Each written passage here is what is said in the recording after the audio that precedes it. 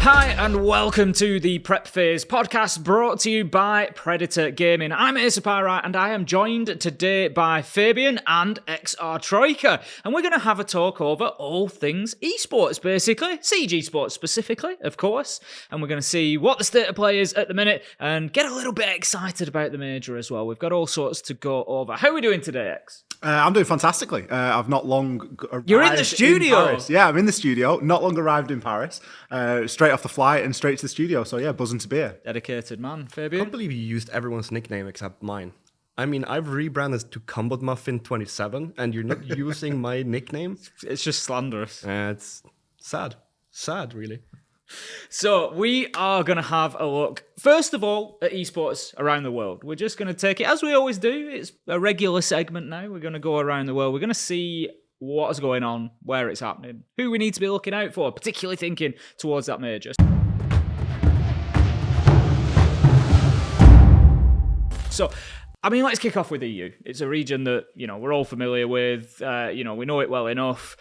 At the minute, obviously, there's a couple of teams, Fabian, doing particularly well. We've got Heroic, Wolves and Rogue, I think, are the standout three. What's your picture of... I mean, what's your... Careful. Do I dare ask? Careful how much room you you at give the him. minute, Fabian?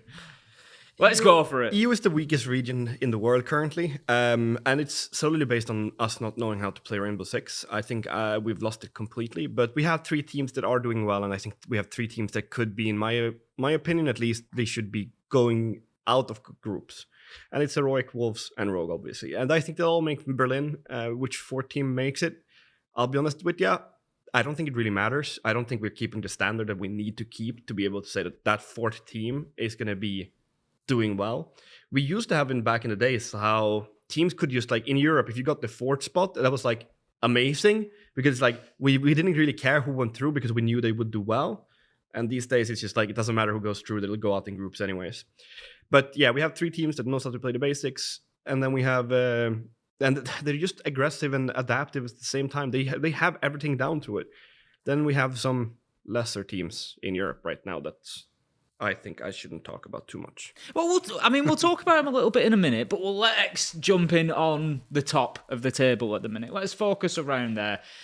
We've got Wolves have been a real standout team so far. They seem to have found their stride. Yeah. Is it going to go wrong towards the end of the stage like it has done before is the question. It's very difficult to tell, isn't it? I think I was looking a little bit earlier about who Wolves have played up until this point.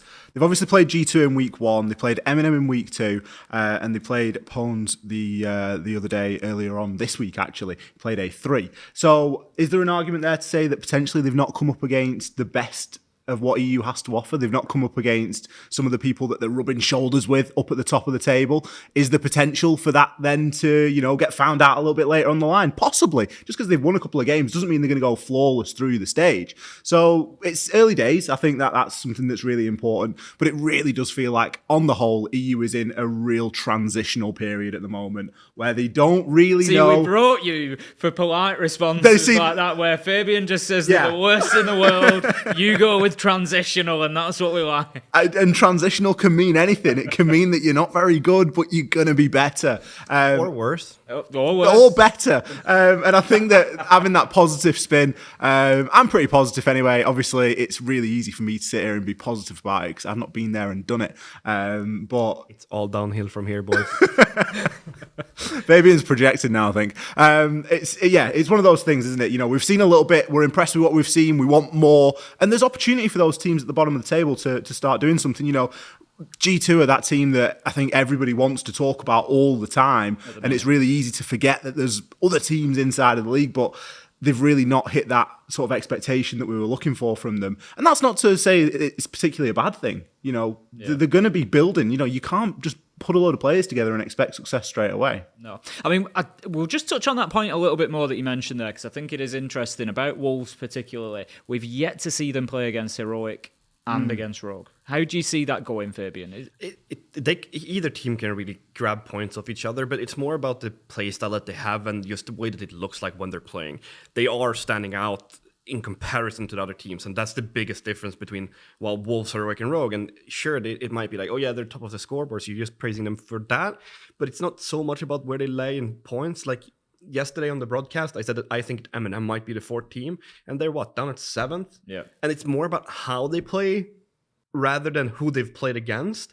Because M&M, for example, yeah, they're down in 7th, but they played both Rogue and Heroic now. So they have played against better teams. It's more the play style that they're proving and how they're playing the game with basics and adaptations and all of that stuff that I see that they are doing well. So it's those 3 teams, they are doing it good. I just don't see that even if they lose points against each other, they're going to win points against everyone else. Obviously, you can always choke. I mean, Wolves have been known for they do basically have being giraffes with the longest neck ever, so they can choke at any point. They do unfortunately have form, but they made it through to Charlotte, and it may well be that, you know, that has been resolved, and we'll see them going through much stronger. Interesting, sort of last point, really, for UL before we have a look around the rest of the world. 4th place. I think there's going to be a real war for 4th place. So at the minute, in my mind, the teams that will potentially fight it out over 4th are BDS, Pawns, potentially. Na'Vi are making moves but are a bit inconsistent, as are M&M. And then there's outsiders that, again, there's those 3, Na'Vi, M&M, and outsiders are all very inconsistent. We don't know what they're going to do at the minute. But I think, honestly, I think it could be any one of those 5 teams. I don't think we should rule out G2 completely. I don't believe in them, and I don't think that they have the mental right now to get this spot. But all the other teams, it could be really any one of them. Yeah. I'd like that. I really would. I think. I know you'd love to see M&M at a major. I mean, the thing is, it's spreading a little bit deeper now, isn't it? It's not just M&M. I look toward Na'Vi, and I think they picked up Skiddy, and I'm thinking, you know, that's someone that I'd like to see do well as well. You know, anyone that's touched the UK National League for a game, get them on the main stage, as far as I'm concerned. I think that, you know, it's always exciting when there's multiple teams vying for that spot, and it's not clear. It should never be clear cut as to who it's going to go to. You know, I think the UK players, they ruined Europe. So I think Brexit should mean Brexit, and we should kick them all out. Strong opinions. I think the thing is, it's easy to probably think BDS 4th. But honestly, with the way they've played, this play day that we've just had, we've just come out of play day 3, as you said, X, was actually a really fascinating one, because I spoke to Brede in the interview afterwards. It was something, because I cast the game, it was something I picked up on at the time, that they've reverted back to BDS objective play. And it really worked at times on the attack. It didn't at others, you know. But it was down to Citizen to pull out a 1v2 clutch.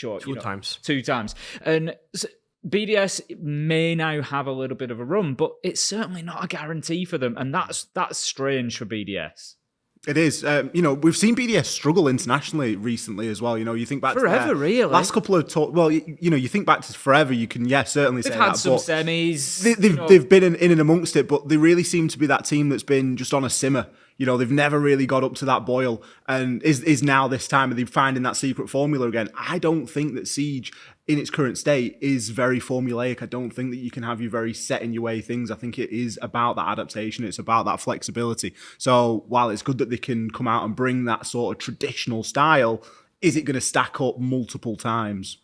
I don't know if it's going to be traditional style, though, and like old way of playing Siege that we did back in year 4 and year 3. I think it's more about them having the basics down. Because what it's been looking like in the beginning of the rounds is that they have no mid-round shot calling. And that is the issue that they've been having completely. Like when I did the research on them for last playday, I just saw that they get all these basic areas in the beginning like we used to do.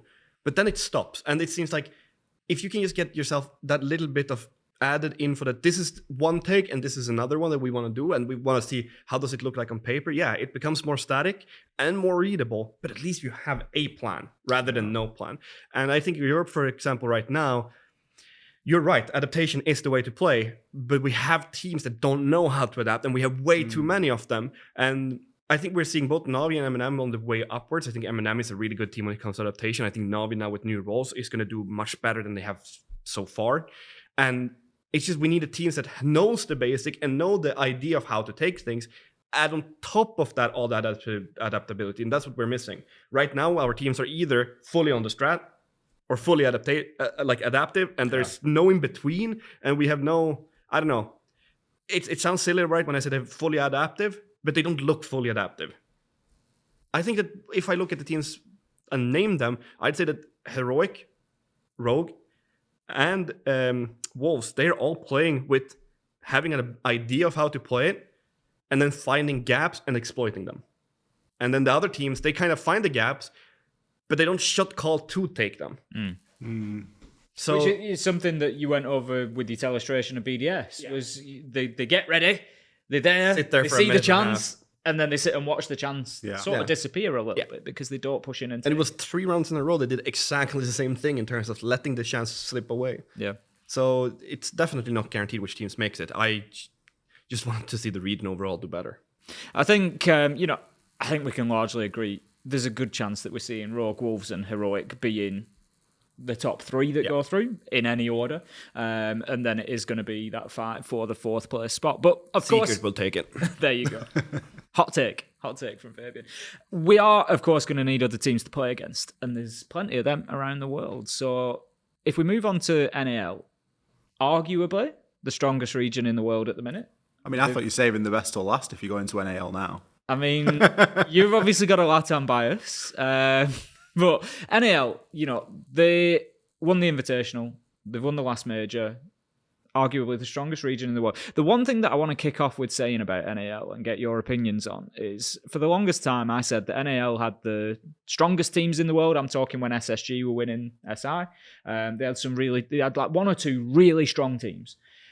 And then EU had the depth. EU had like 8 competitive teams. And that really seems to have flipped. And NAL right now is so unpredictable because they've got all these great teams. You've got Dark Zero currently sat in 5th. And they've just won the major. What's going on? I think that if we compare them, I think we've lost our depth in Europe.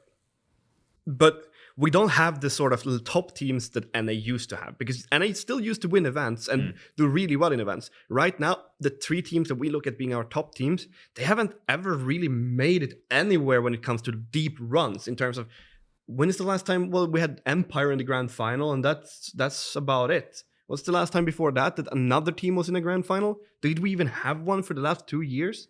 I can't think of EU competing. No, so we're looking at, and they still made it to the grand finals when they used to have these top teams, and they always competed for it, but we never have really. So even if we have more of a top-heavy league now, we still have a less competitive league overall, where our top isn't as good as the top used to be. NAL, however, they have, 8 teams that are highly competitive. Anyone can grab points of anyone. Yeah, I think, when you mentioned there about the standings, you were saying that, Dark Zero, they've just won the major and they're currently in 5th. I don't think that's too much of a slight against them, because you look at what's above them and you're thinking, these are great teams. NA, for my money, are very good at playing NA teams. And that's something I think interregionally, their competition is much more fierce on their sort of domestic play days, if you will. And then when they do go internationally, that's when you start to see, the cracks starting to show a little bit more with certain teams out there. And again, you see teams like TSM do well. You see teams like Dark Zero do quite well. So for me, it's a very strong region in multiple ways. It's not just strong when we get to the majors. They're also a very strong region domestically. I think looking at the league as well, something that does jump off the page, obviously SSG missing the Charlotte Major, finishing in 5th place in stage 1, now down in 9th place and really starting to struggle a little bit, and things seem to have gone off the boil a little bit there. What I've been hearing from NA and players around is that they seem to be lacking a bit of leadership. It seems like even if we have the personalities that you and I can point out and say hey, these are the leaders, obviously this is just stuff that you hear when you talk to people. I don't know if it's completely correct, but it seems like they lack the identity. I don't know if Troy was that big of a part of it though. If he was that when he was playing with them, that he was such a big part of their identity and how they play. I generally couldn't tell, because I think that they have the players to be a top team, but they're just not proving it right now. Not at all. Well, I mean, the results speak for themselves.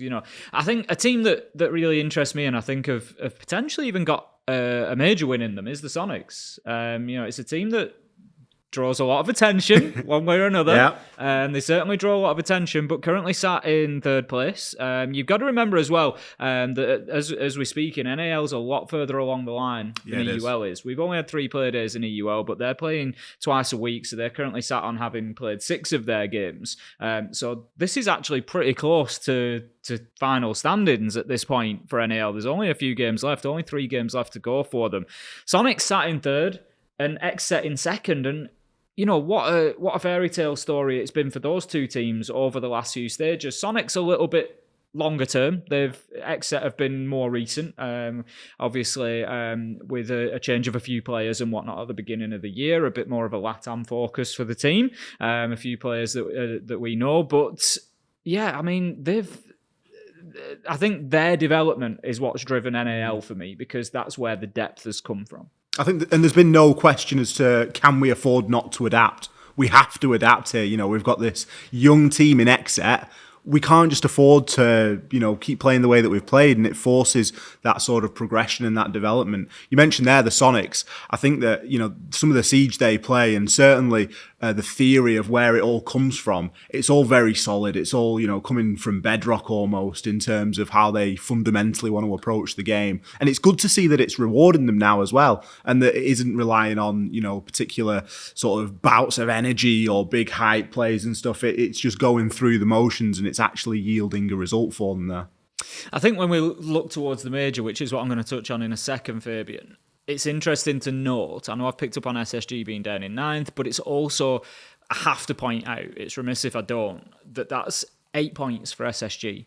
And we're talking about 4th place TSM having 10 points.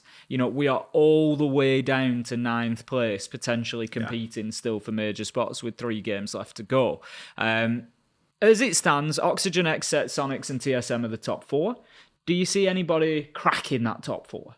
I mean, Astralis really showed up the last major, and they played really well, and they had a really adaptive and, I don't know how you would put it, but group-focused Siege, where it felt like they had groups of players always finding a way to team play with each other, and at least activate their aggression at the same time.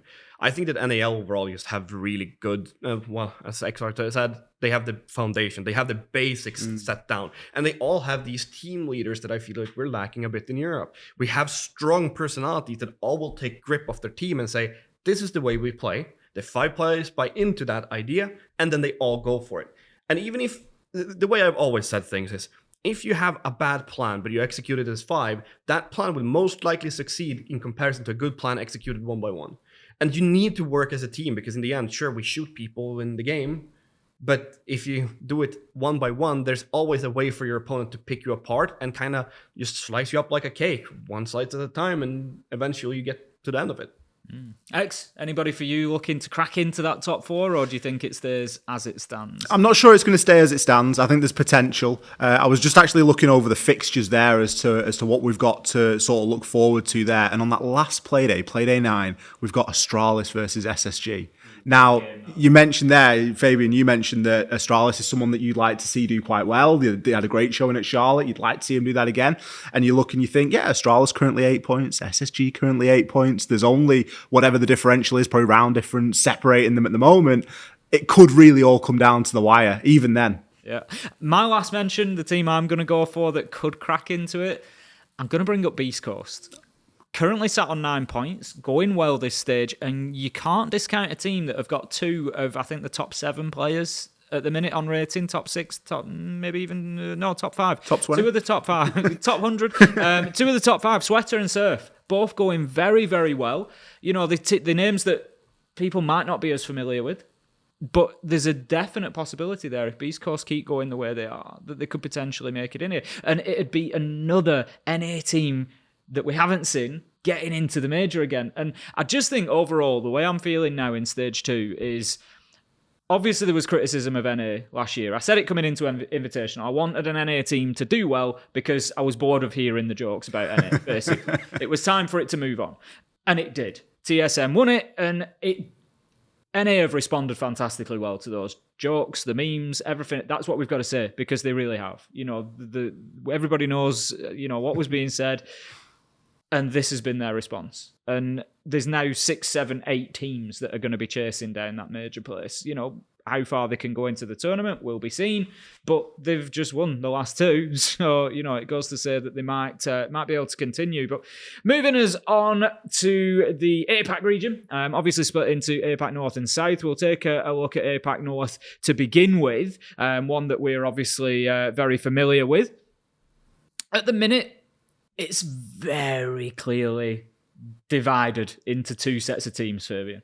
I mean, it is. It's both nationally, if you think about it. The Korean teams versus the Japanese teams. But we also have these teams that we're kind of looking into as like, these 4 teams are good, and these 4 teams are not as good. And I think we have, obviously, I think every single person who works in this studio have their clear favorite in Damwon. I don't think that there's any person here, that doesn't want to see them go to an event. And then it's a little bit spread out with some people. Like I personally, I enjoy watching Damwon. I enjoy watching Sandbox, and I enjoy watching Talon. I think that Reject have impressed me a little bit lately. And CAG, obviously, they play the CAG style. They just peek, swing, and shoot your gun as much as you can. If you have more than 10 bullets left in your entire pool of bullets when the round is over, you've not shot your gun enough. So that we have teams that are better and worse, and I think the divide is clear, but I think in the end we only have 2 spots in APAC North. That's the big. I was going to mention that if you didn't. That's the big thing. So we have only 2 spots, and we have 3/4 teams that we see as favorites for the region. I still believe, and I would keep saying it, I think that it's going to be Town and Damwon that goes through, and then we see if Sandbox have a chance to snatch some points off Town, but who knows? X? I think APAC for me has always been one that I've really loved watching. Admittedly, don't get to watch it as much as I would like, just due to the time of day that it's on.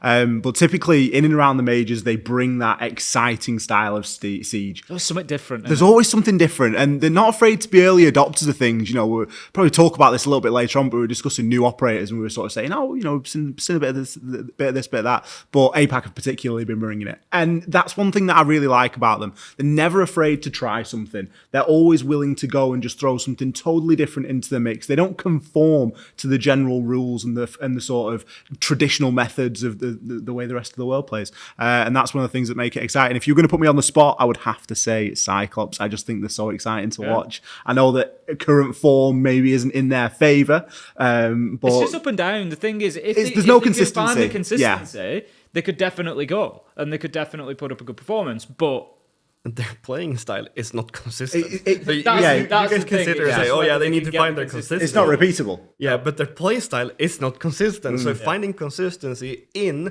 inconsistency, that seems kind of... Well, it comes down to luck, really. Yeah. It comes down to whether do you show up at a day or you not? win on the day. Yeah, it just comes down to that. Unfortunately for them, it hasn't been working. And I think that's one of those teams that they are hurt more than any other team by only getting 2 slots going through. Because they will consistently be top 4, but where they end up in top 4 can be a completely different question every time. Yeah. So when they get to those playoffs, showing up on the playoffs, that's enough for them to go through to the event. But you never know. They can always have that bad day. In this league right now, they're in a rough spot. I want to mention, before we move on to APAC South, which we will in a second, I got to mention Reject.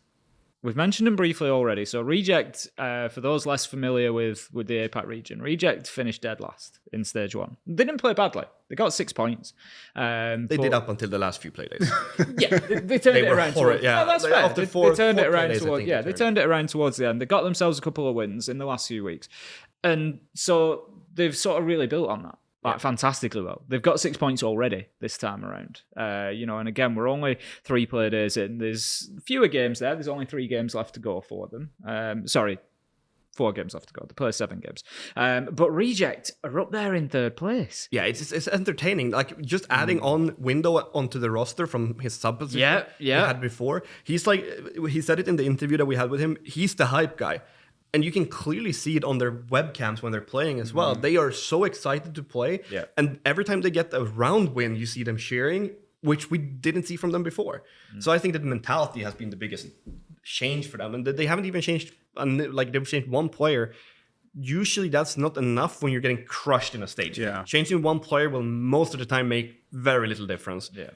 Now they changed 1 player and they look very different. They are confident. And the aggression we saw in the first playday from them, Jesus, if you guys haven't seen Reject in the first play against Fnatic, that is probably the most enjoyable APAC North game I've seen since I came onto this job. Genuinely fun. Yeah, and you're right. They found the confidence. That's what it is, and they're just hitting shots. They're playing for fun. They're laughing. Are they going to break into a major spot? I'm not sure that they will. No, they won't. Damwon Kia, they have pretty much got it locked down now. Yeah. 3 out of the top 3. The top 3 rated players in APAC North are all from Damwon Kia. Woogieman, Yas and Quartered going fantastically well. They're becoming household names in Siege. Everybody knows them. They are going to grab that top spot, I think, at this point. But that second place, there is room for a fight there. Talon, Sandbox, Cyclops, potentially Reject. There's going to be a big battle there. And it's the same for APAC South. If we have a look over at APAC South, obviously, same format, different set of teams. So we've got 8 teams again and 2 spots to go through. It seems a little bit closer. It's much closer. It's much closer. It is much closer. It's not a great spread at all. I think there's a 6-point spread top to bottom. Yeah, that's it. You've got 7 down to 1, essentially. Chiefs at the bottom with 1 point. Gaming Gladiators up at the top on 7 points. Again, top 2 go through. Elevate is in there, team that obviously we're familiar with from previous tournaments again. We've got to be careful what we say about Elevate. Devmar will be watching this. He'll be all over that. He'll be straight in the DMs. We love you, really. Wildcard are currently sitting in 3rd place. They're another team. Obviously, the way that I tried to focus on this is who are the teams that people know. That's their yardstick. That's their reference point of what sort of quality we're talking here. You've got Wildcard and Knights, Direwolves, Invictus. There's teams there that are not making it near this top 2 at the minute. It's odd to see as well. The teams that were doing well last stage, they're really struggling this one. Invictus didn't make it last time either, but you look at it from the perspective of which teams are in the bottom. Well, it's the teams that actually went to the event, and Direwolf is 5th? It's Direwolf completely Chiefs crushed. is 8. Yeah. They also made it to the event. So it's like we're looking at teams that made it, and Direwolf were dominating last stage. And now they are completely gone. Maybe they let Harambe out of the cage. I don't know. He escaped. That's such a good name. Souffle is going well for them. 2nd rated overall. But I think that's the problem, really, for Direwolves, is they've got 1 or 2 good performers, and then it's just not being backed up. That's part of the issue that's seen them slip down a little bit. For me, I'd love to see Wildcard get there just for the skins. I love the wildcard skins. We're going to talk about them in a little bit, the share skins, but both of the wildcard skins now have been fantastic. They're a great team to watch as well, very entertaining. But it'd be nice as well. Gaming Gladiators, it's a name that we've not had on the international stage yet in terms of the org. So, potentially they've got themselves 1 point clear, but as you said, there's really not much wiggle room in APAC South at the minute. 7 points for Gaming Gladiators, 6-6-5 follow the next 3 places that are all going to be fighting over that second spot. Do we think Elevate can hold on? Potentially. I don't really see any reason why not. It's, again, one of those situations where I feel like consistency comes in, but in a much different way. I feel like they very much try to play... it's a different play style to, you look at the Damwon Kias, you look at your Cyclopses and stuff like that. I feel like this is where you find a little bit more structure. And that's demonstrated with the fact that they're getting themselves to majors, and it's demonstrated with the fact that it's still really inconsistent because they're in those early stages of that. For me, Elevate, they're an exciting team to watch. I'd love to see them at a major. Yeah, I think that they should make it. As you say, there's no reason why they shouldn't. They're a good team. They're a solid team. I think that we're seeing a very enjoyable league to watch just overall, just because of how tight it is. And this is one of the few leagues where anyone can really beat anyone, because you don't go from making it to the major to finishing 8th if you're not in an even league. And the same with Direwolves. You crushed the league last stage. Now you're 5th, and there's no logical reasoning behind it, except that all teams are competitive. Anyone could go through. If Elevate does it, Elevate does it. If they don't, they don't. I think much like I picked up on for Direwolves, part of the problem for Elevate potentially going forward is going to be the fact that 4 of the players, in terms of rating, below average, not massively far away, but not hitting those 1+ ratings. Not necessarily hitting the cost, not necessarily getting themselves up the stats board, if you will. And that could come back to bite them. That could come back to bite them if they are too reliant on 1 or 2 players. I think people have some idea of attachment to plus minus green rating. Yes, it does matter. Sure, if you go -7 every game, you're not doing your part on the fragging department. But even if you lose games or if you have poor games, it's all about the points in the end of the stage. Yeah, and the thing is, we don't have the insight into the teams to see which people are necessary, because there are players that will have negative stats. Look, take Super as an example, right? The structure and the just the way that he wants the game to be played is the correct way that I see it as well. But even if he cannot perform on the server, he puts his players in a position for them to do so. So the rating is whatever. Like, genuinely, rating doesn't matter to anyone except for the people that don't put themselves too deep into the entire project. And they need to look at more things. Look at the only time I'll sit there and say that a player can be criticized for their plus minus is if you sit down and study each individual team and say, this is the reason why he's going negative. Not that he just is going negative, because that doesn't matter. Yeah. You need to figure out why he's going negative. Is it that he's actually playing bad? Or is it because his team is putting him in a position where he can't perform because of X, Y, Z reason? I think, for example, we can come back, it sounds silly, right? But why is Prono bottom rated in G2? Well, because half of the rounds, his front line goes in and dies within a minute. He's 3 versus 5 or 2 versus 5 within a minute 30, and then he has to go in on his own. Nobody drones for him. He has usually not the greatest guns. I mean, Ace Thermite has good guns, Hibana does too. But usually, if you're 1 versus 5, they're going to swarm you like you're a sugar cube by ants. You just shouldn't be winning that. You shouldn't be winning them. So your rating will automatically be worse. And then in defense, if your front line again is crumbling because your guys are doing solo plays, the enemy comes to the bomb site when you're 5 versus 2 or 2 versus 5, whatever, and you'll again be shut down because they're coming from everywhere. It's easier to be a frontline player and have decent stats, but your team lose, than it is for a support player to have good stats and you lose. Because they will always be able to put themselves in a position to get 1 versus 1 duels. But the backline will never be able to do that. The only time they'll be in a 1 versus 1 duel is if their front line kills the other guy and they got into a 2 versus 2. So numbers is a blind staring contest that people don't really look into too much, but it doesn't really tell you much unless you look really deep. So I don't think Elevate is going to struggle with now, obviously out with that rant. I don't think Elevate is going to be struggling because their players are playing negative in rating. It's more of a team environment, and we need to see why they're struggling if they are. Moving us on to the final region then, it's going to be LATAM one. I know that you have a particular liking for X. W7M are going big again. This is probably one of the most exciting things in any of the regions for me. The fact that W7M back-to-back have come out of basically, let's say it, nowhere, and they've topped the table. Now, they've not finished yet. You know, they've still got games to play. They've got 15 points. But it's just so good to see that a team can come out of nowhere, put in a load of work, and go, yeah, you know what? We fancy the top spot for ourselves. Because every team talks about it. You never interview someone and you say, like, oh, who do you want to play next? Like, are you hoping? They just say anybody. I just want to win. I just want to beat every single person and win every game.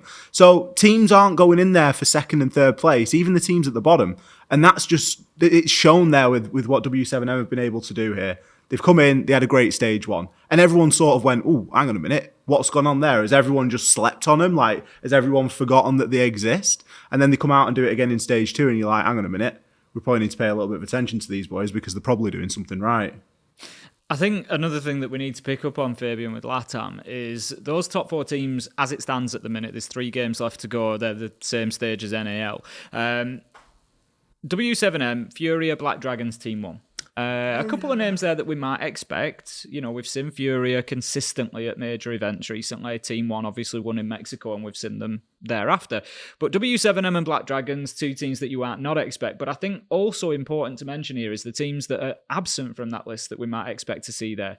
FaZe, MIBR, Liquid, NIP, none of them in a top 4 major spot. That's not how it works in Brazil. They go through to the Copper Elite 6, so we're looking at the top 6, but they still have to beat these top 4 teams. You know, they're the ones really that you're often looking at getting through to the major, and that's a wild drop-off for some of them teams. Are we looking at NIP to be a top team? can't remember seeing that in the last stage. No, V7M. Well, this is it. It's now becoming consistent. Yeah, I mean, that's consistently the bad. Yeah. I'm actually proud that V7M is doing well because I spoke to Jack, and Jack obviously isn't the numbers guy, and I'm just here for my personality rather than anything of value when it comes to numbers or anything like that. Jack said that he don't think V7M will perform, and I said they will. So that's my proudest take ever, and I have never been more proud in my life. Winning Invitational is nothing in comparison to being correct over Jack. But yeah, we're seeing these big teams that we expect to see at basically every event, and we used to see them at every event. They're starting to crumble. I think there can be multiple reasons for that. I think that a lot of these teams, they find a way to succeed, and therefore they stop innovating, and they stop trying to do new stuff. And then we see the newcomers come up, and they have these new ideas on how to play it because they've watched these guys play day in and day out. They figure out how they play, and they'll be like, I know a way to do it better than them. And I think it's mostly about... I feel like Brazil has such an aggressive region in playstyle that it's, to me, it feels like they kind of set like analytics behind in a way that they don't really check each other out as much in terms of counter analysis. I think that when you have an aggressive team, if you can find a counter analysis to that, it's usually to just let them make their mistakes because they're going to play aggressive and you know it. But where are they going to play aggressive and in which timings, around what time? Find those out. And I think that some of these more experienced teams that have more experienced players, they should be able to find that. Why it is that way, I don't know why they're struggling that much. I'll be honest with you, I haven't watched much of LATAM, but it seems like there seems to be just new players coming up with more passion. I think it's interesting that you say that because obviously there was a big discussion around LATAM at the time where they were winning everything last year, and it was very much that they've always had that mechanical ability, they've always had that aggression, and they've found the strategies, they've found that backroom staff, they've found that mentality, and it almost feels like it's gone into a dip again. And there's some teams that have come along and have just started winning out with the aggression, and we're back to a little bit of that, and it's like, there's going to come a point maybe in a few months, and you know where I'm going, that W7M turn up with the strategy and Black Dragons turn up with the strategy, and we have that bit of sort of LATAM supremacy again. Yeah, I think you touched on a couple of good points there, and Fabian, you do as well. I think something that I really like is the idea that how many times, how many seasons can you play aggressively for? Can you consistently put in that performance? Nesk and Palu, no one on Liquid's positively rated. Absolutely no one. Everyone's floating like a 0.9. Now, I know you don't like your numbers, so just hold yourself back for a second. But you've got to have one person that's positively rated. Someone's got to be doing something. And guess what? It's the reason they're currently in 8th. It's terrifying to think that Paolo and Nesk aren't going out there and picking up a ton of kills. Is it fatigue? Have they just been doing it for far too long now where they just can't go out there and put in that performance again and again? Backroom staff, you throw that into there. They've lost Silence. Silence obviously moved Big on change from Liquid. It's a huge change, especially given that they just put a couple of new players in. Team changes go even deeper. NIP, touched on them. They're in 9th. It seems weird to be talking about this sort of area of the table, but these are the teams that you're going to recognise. These are the teams that you're going to be looking at going, I remember watching them at Invite. I remember, seeing these guys lift a hammer sort of thing. Obviously, they lost Julio. Now, that was a really big blow for them. He went to the best place, in my opinion. He went to Furia. And for the longest time, and we've had conversations about this, just while we've been chatting and sitting, Furia needed a little bit of direction. And I think that the old, wise, sage head of Julio is going to be just exactly that. Imagine the calls now. Imagine the telling off that Fancy's going to be getting if he goes and tries to do something stupid when he's got Julio in his ear. It's just not going to happen anymore. So he's just going to become even more deadly. And for me, obviously, Fury are a team that dear to my heart, sat there in second. So it's good to see these younger teams coming up. And you mentioned there Black Dragons, Tim. It's fantastic. You would not have expected that of Black Dragons. They were consistently a 5th, 6th place team that were always just fighting for that last spot. They were fighting to go to the Copa Elite 6 to maybe win a game and just not make it again. But now they're sat there in 3rd? And it's looking like, we got Team 1 on 11 points, but is anyone really going to upset them that much? Or are we going to see the classic LATAM where teams just flick the switch in the last 3 play days and just soar up the board? I don't know. Who knows? As you said, big shake-ups in LATAM is the takeaway for that region, I think, this stage, really. And we're going to see some new names at the major, which I always love. I feel like when we sit here and talk about it, if you think about it, when they're changing out old players and they're changing out their staff, it might be that these old teams have started to lose the trust or the belief in the system that they're playing, and therefore it feels like rather than seeing themselves as an issue and taking self-responsibility, they just change staff or they change a player that's been there, that's been controlling the play style, and instead of getting the back onto the top that like they expect, they pick up new blood here, and then they not new blood in terms of new ideas. They keep with their old ideas that they had before, but they don't pick up the person that had those ideas. They're dropping those. So they're dropping staff and they're dropping leadership personalities to pick up new players that won't be the leader that they're looking for. He won't bring his new play style in, like takes, for example, Julio to Furia. Do you think he will have more impact there than a new blood will for NIP? Obviously he will, because they will look up to him. But NIP's player will not look up to a new guy that's been in Challenger League, because who is he? Yeah. So we're taking these kind of guys that had this structure of it, putting them away from your own team because, now we're struggling a bit.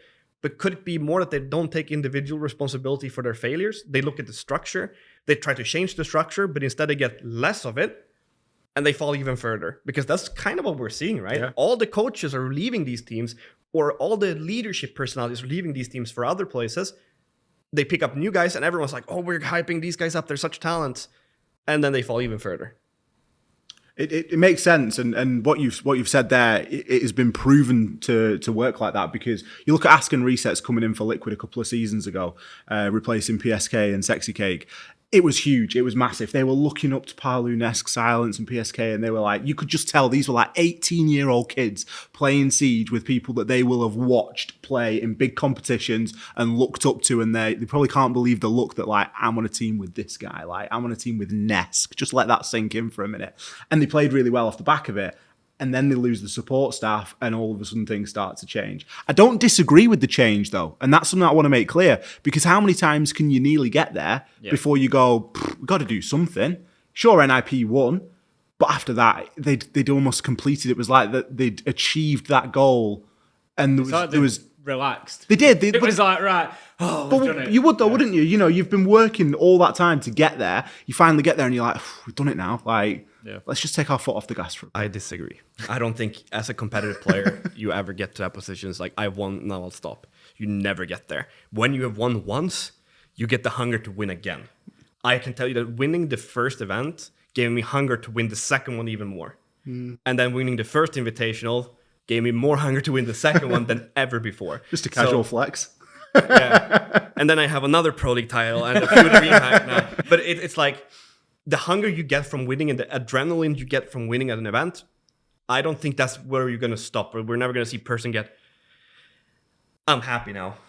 You want more. You are a greedy person. Like, that's just how it works. You don't get to that's why you get there in the first place, right? You want to be the best. Yeah. There's no holding you back. And I don't think that, I don't think that's the reason for NIP's fall. I feel like we've just started to lose a little bit of respect. This is something that Europe is also struggling with. I think we have, both our regions have lost respect for leadership and for discipline and for structure.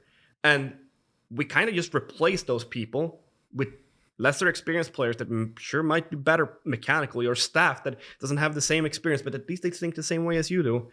And then they're struggling instead. Well, we are, of course, looking forward to the Berlin Major. All that said, we're going to have teams from all the regions go in there. We've discussed largely who they're going to be. We've got a beautiful venue lined up, sold out. We've got a European crowd. Obviously, there's going to have to be some big chants brought along now after Dez's outrage at the US chants. So we're expecting a lot from the European crowd. It's an event that I'm really looking forward to. Just having that audience back again is the energy from Charlotte. It's such a big thing. Having everybody there, having the community together. Do we think NA are going to continue? And I'll ask you quickly, because we're going to be wrapping up in a second. But do we think that NA continue? Or is there going to be a new challenger? And I know my answer. I'll say yes and then pass it over. Ooh.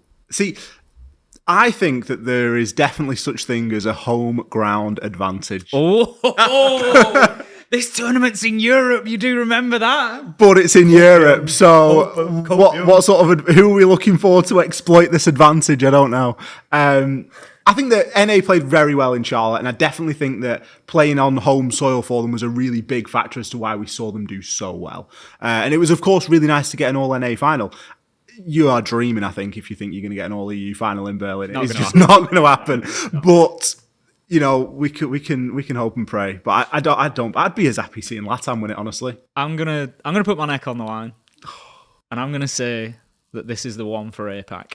Oh, okay. I think Damwon Kia are playing well in APAC North. I think they're going to qualify. That much I feel very confident about. And I think they're going to do it this time. We've seen them go as far as the semi-final, Sweden Major, lost the phase. Very good game. One of the best I've ever cast.